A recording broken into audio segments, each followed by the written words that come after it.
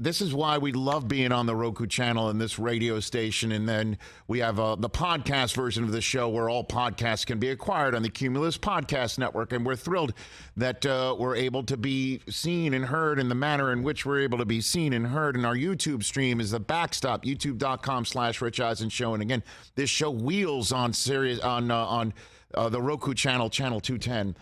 Meaning as soon as we're done, it just keeps repeating and repeating. You can't miss us. And coming off a weekend like the one that we just had, it's so delightful. And I kind of just wrote down notes here about what happened over the weekend. Just real quick, just to sum up briefly. Crazy. Just to sum up briefly what happened on the Week 2 Sunday in the NFL. Brockman, your Pats win in Pittsburgh. Hey. Who'd have thought that? And Mac Jones looked like the better quarterback than Mitchell Trubisky. And Nelson Aguilar leaped and made a play. And all Philadelphia Eagles fans are saying, where the hell did that guy come from? And, and Patriots fans, just in time. They do not start 0-2 for the first time since 2001. Yes. They do get that win. And then the Jacksonville Jaguars shut out the Colts. If the Colts could look any worse than they did in Week 18 last year, and nobody thought that they could, they even excommunicated Carson Wentz because of it, they looked worse. They actually looked worse. They got shut out by the Colts and by the Jaguars, who are now 1-1. And they're the only team, as we currently sit here in the AFC South, with a win, because the Titans take on the Bills tonight. The Jaguars, the first AFC South team to win a game in 2022. The Giants are 2-0 for the first time since 2016 after Baker Mayfield shows up with Carolina and starts to maybe plant the flag in the middle of MetLife. But Daniel Jones and Saquon Barkley and Brian Daboll, they're 2-0 for the first time in 6 years, and the Giants are making their fans feel young again. The Lions beat down and then beat back the aforementioned Carson Wentz and the Commanders as they Aiden Hutchinson with not one, not two, but 3 sacks in that game. And the Lions are on the board for the first time in 2022. The Bucs and the Saints beat each other up figuratively and then literally and then figuratively again. Exactly what we expected when the Saints and Bucs play one another. Points at a premium. Tom Brady angry and frustrated. And then Mike Evans going after Marshawn Lattimore. I mean, you could basically set your watches and your clocks to that. And it was a Donnybrook in the NFC South. And the Bucs have now opened their season 2-0 with wins in Dallas and in New Orleans. And that's the way the NFC South has opened up in 2022. After all the conversation about Trey Lance and Jimmy Garoppolo, Trey Lance breaks his ankle. He needs surgery. He has it. He's out for the season. And the 49ers in just week 2 cash in their Jimmy Garoppolo insurance policy that they were smart enough to go and get. And whatever premium they were paying on it, boy, it doesn't matter. Jimmy Garoppolo and the Niners are now going to move forward in 2022, and we'll see what happens with Trey Lance down the road. But right now, they're running it back with Jimmy G. And the 49ers come out with their first win of the year. And at some point, they will play a football game, I assume, where it's not raining on them.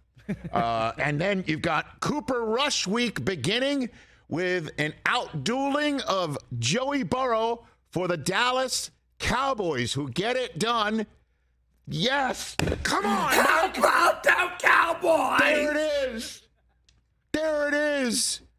The Dallas Cowboys, they do not lose with Cooper Rush starting in place of Dak Prescott. As a matter of fact, it's Joe Burrow and the AFC champion, defending AFC champion Cincinnati Bengals who start 0-2 as Burrow gets sacked 6 times.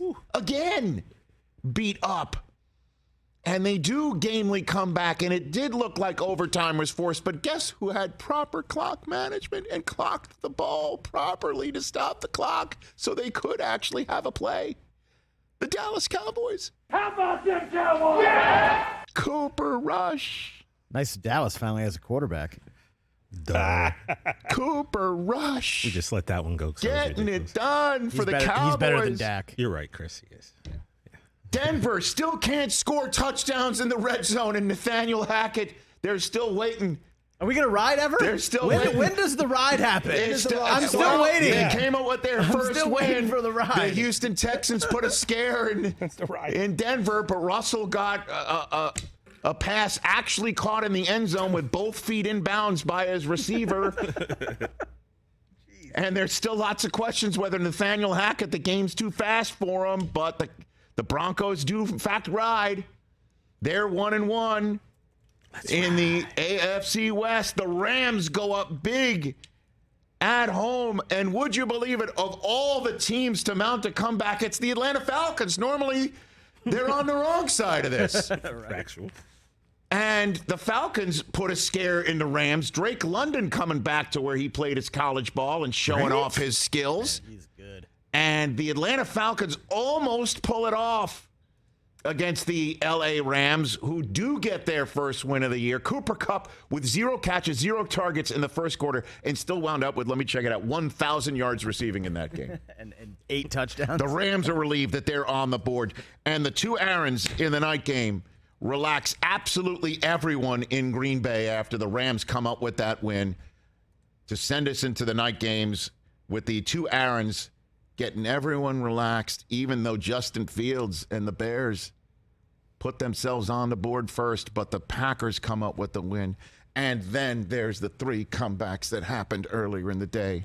The Raiders go up 20-0 at half on the Cardinals, and then here comes Kyler Murray, where it just did Kyler Murray things where you just couldn't put him down. You couldn't put him on his ass. You couldn't stop him. He kept on going. He kept on going. He kept on going. The Raiders stopped scoring points, and the Cardinals go in to Vegas and force overtime on a no-time left 2-point conversion after Kyler Murray came up with a previous 2-point conversion where he ran around for, I counted it, 15 seconds before putting it in the end zone. That's how they forced overtime. Somehow the Raiders got Murray off the field. They got the ball. Hunter Renfrow put it on the ground once, got it back, then put it on the ground a second time, and then a walk-off defensive touchdown for the Cardinals, who get themselves on the board. And it's the Raiders who are the wild card team from last year that are now sitting at 0-2. The Browns were up 31-17 with 1:55 to go. And the New York Jets get a 66-yarder from Corey Davis over a defense of the Browns that looked like they were playing third base for the Pittsburgh Pirates, having sunflower seeds during a play. With the gloves off? And Corey Davis scores, and then the Jets get an onside kick from Greg Zuerlein, who earlier in the day was the first kicker ever to hit a 57-yard field goal from on top of an elf. And the Jets then score again. Garrett Wilson, 2 touchdowns. The Buckeye, who had dropped one earlier in the game, comes back and gets the game-winning touchdown, and he OHs in the face of Browns fans who are stunned. And the Jets do not go to 0-2. They are a winner in week number 2.